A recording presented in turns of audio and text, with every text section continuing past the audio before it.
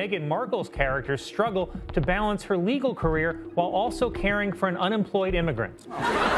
No, nobody wants these two. Two of them actually need to sit down quietly with a therapist. Colin Jost didn't just crack a joke, he launched a precision strike on Meghan Markle's paper-thin ego and did it live on national TV. With a straight face, he called her the mini Bridget Macron and crowned her the Queen of Slap, like he was handing out royalty titles from a bargain bin. It wasn't a roast, it was a public undressing, and Meghan? She walked straight into it with her head held high and her image crumbling behind her. But that's not even the worst part. That they have as individuals. Let's not applaud yet. Comedy shows calling out Meghan for the B word that she is, because I genuinely believe this. What was supposed to be a cheeky jab at a first lady turned into a full-blown digital takedown. The internet didn't just laugh, it howled. And Meghan? She didn't take it like a public figure, she took it like a ticking time bomb. Insiders say she was livid, pacing, ranting, probably rehearsing her "how dare they" speech in front of a mirror. Because when Meghan gets mocked, it's not just a joke, it's a national crisis in her world. And then the meltdown began. Meghan have been brutally roasted on Saturday Night Live. Britain demands in return is that we keep these two. Private tantrums, panicked phone calls to NBC, and yep, you guessed it, another PR dumpster fire just waiting to implode.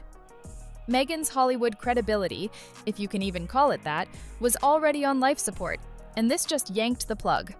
All over one line from SNL. But this wasn't just a joke, it was a wrecking ball to the royal fantasy she's been selling. So what happens when a self-declared duchess with big dreams of political domination gets slapped with reality on live TV? He is going to rock Meghan Markle's world. Meghan Markle is going to be humbled very quickly. It's some unemployed dude who still lives with his grandma.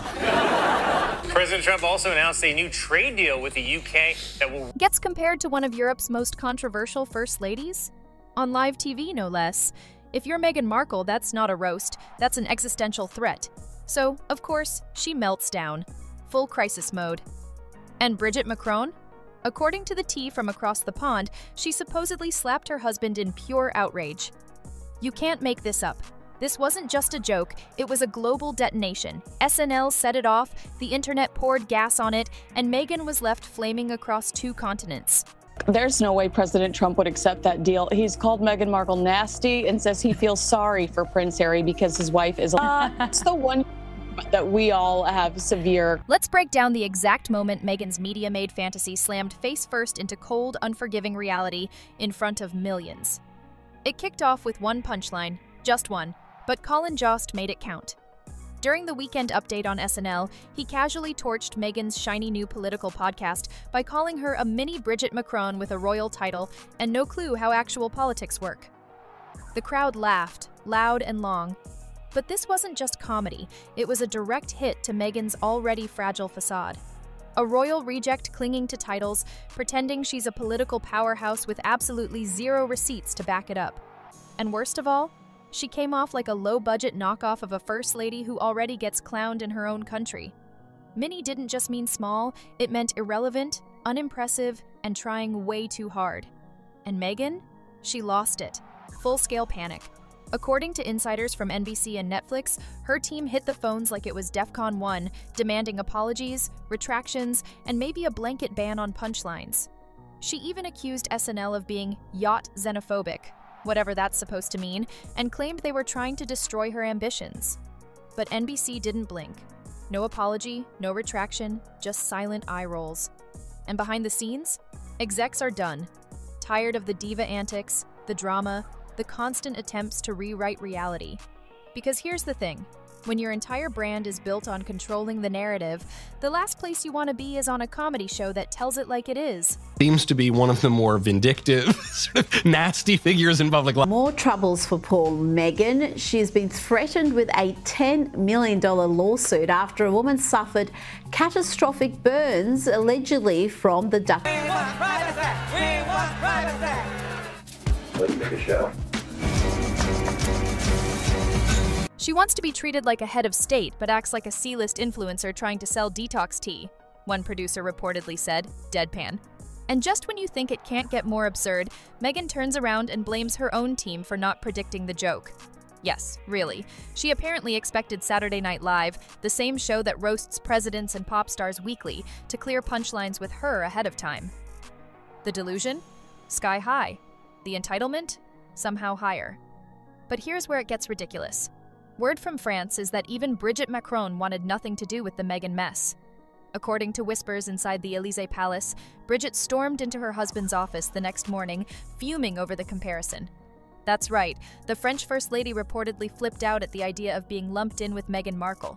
When even the person you're compared to is offended, you know it's bad. Herself and who she actually is are quite different. I don't look at Meghan as someone who I would get business advice from. To write a resume, I don't know what I would call myself. If she doesn't know, how are we supposed to? And also, I think the lens through which she views the world is very peculiar. Highly incongruous, and she is living in La La Land. Look, I couldn't even watch all of this interview. And in a moment so wild it supposedly left aides speechless, Macron allegedly slapped President Macron across the face and shouted, "Do I look like that spoiled American narcissist to you?" The Élysée tried to play cleanup later, denying the slap ever happened. But French media? They're not buying it.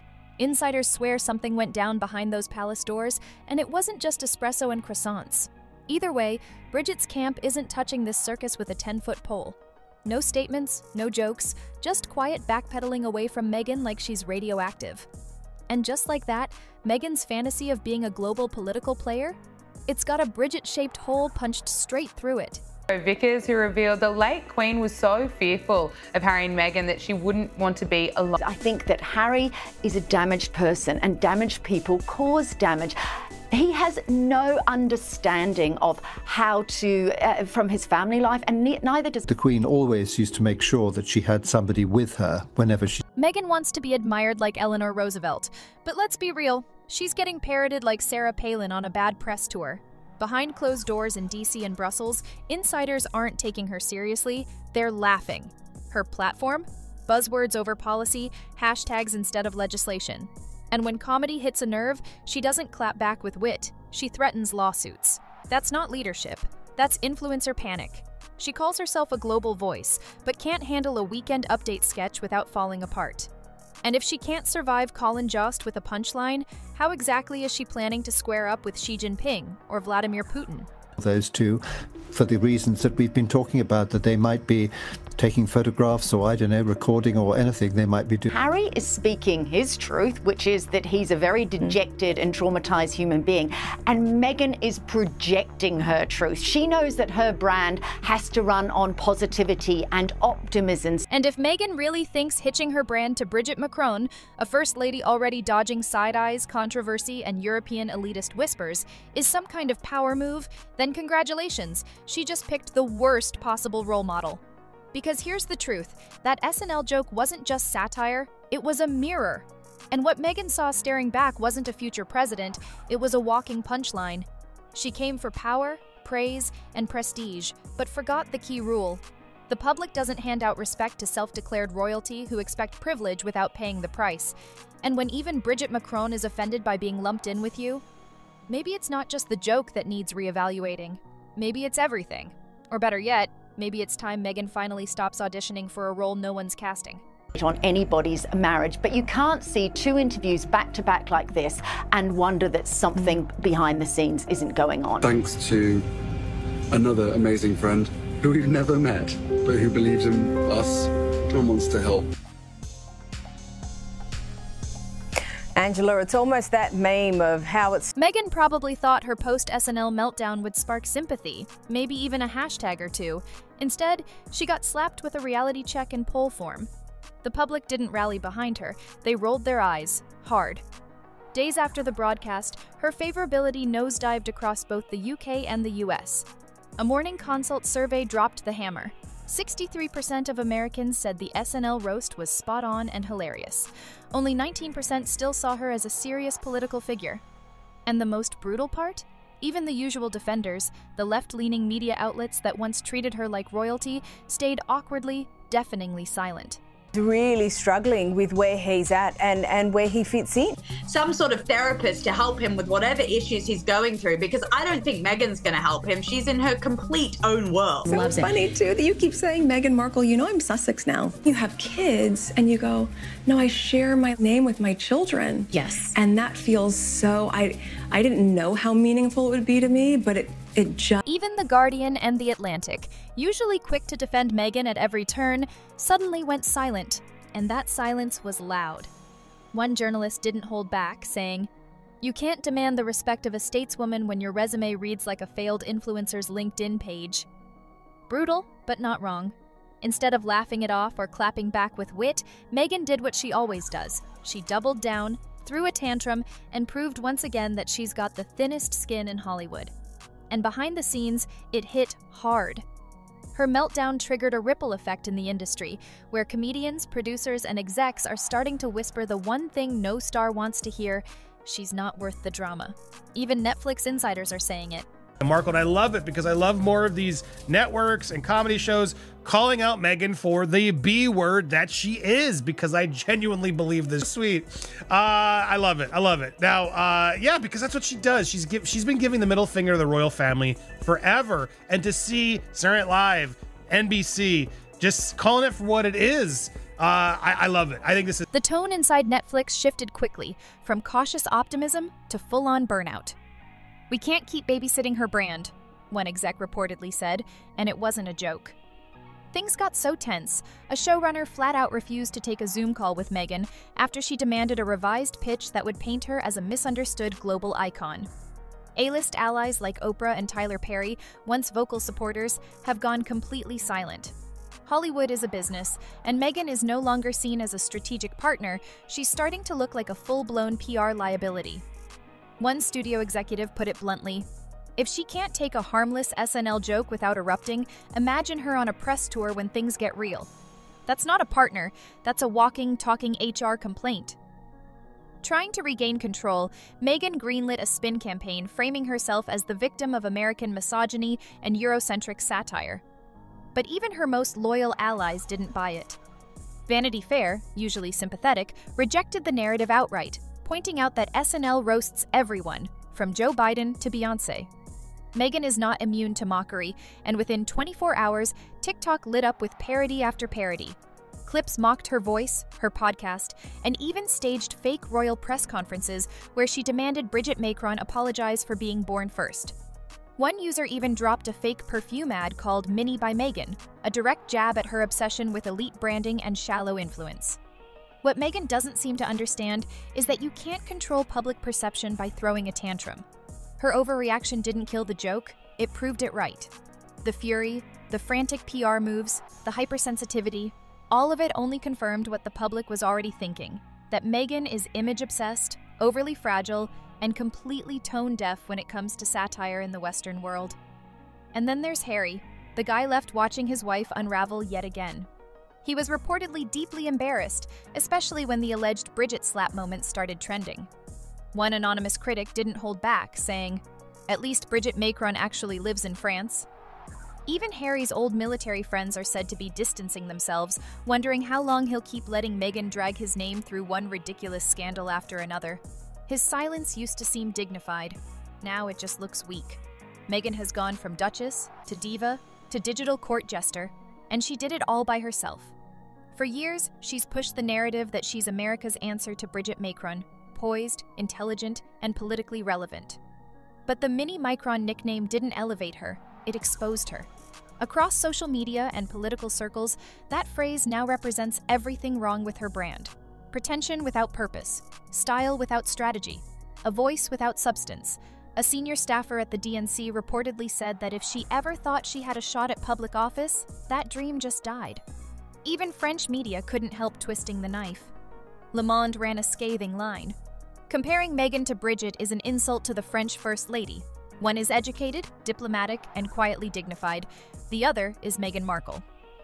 This wasn't just a joke. It was a career-ending gut punch, and the worst part is that Meghan walked straight into it, grinning, still convinced she was 3 moves ahead in some imaginary game of 4D chess. In the aftermath of the SNL takedown, one thing became brutally clear.